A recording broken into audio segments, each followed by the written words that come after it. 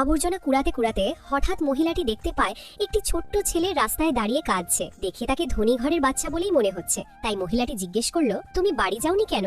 এটা বলতেই ছেলেটি কাঁদতে শুরু করলো। তখন মহিলাটি তাকে সান্ত্বনা দিয়ে বলল, যাও সোনা, তাড়াতাড়ি বাড়িতে ফিরে যাও। কিন্তু হঠাৎ বাচ্চাটি তার হাত শক্ত করে ধরে ফেলে আর সাথে সাথেই অজ্ঞান হয়ে যায়। মহিলাটি তখন ছেলেটিকে নিজের বাড়িতে নিয়ে আসে। একটু পরেই ছেলেটির জ্ঞান ফিরলে সে ধীরে ধীরে বলে, আমার কোনো মা নেই, তুমি কি আমার মা হবে? এই কথা শুনে মহিলাটি চমকে যায়। আর ঠিক তখনই তার বোন রেগে এসে বলে, এসব রাস্তার বাচ্চাকে তুমি বাড়িতে এনেছো কেন? তুমি কি আগের সবকিছু ভুলে গেছো? আসলে বহু বছর আগে মহিলাটির সন্তানকে তার এই বোন জোর করে এতিমখানায় বিক্রি করে দিয়েছিল, যার কষ্ট সে আজও পাচ্ছে। আর তাই সে দৃঢ়ভাবে বলে, ওকে আমি এখানেই রাখবো। এদিকে ছেলেকে কোথাও খুঁজে না পেয়ে তার বাবা মরিয়া হয়ে ওঠে। কিন্তু সে জানতো না তার এই গৃহকর্মীরাই তার ছেলেকে দুনিয়া থেকে সরিয়ে দিতে চেয়েছিল। কিন্তু কেন, সেটা জানতে হলে চ্যানেলটিকে সাবস্ক্রাইব করে পার্ট 2 লিখে কমেন্টস করুন।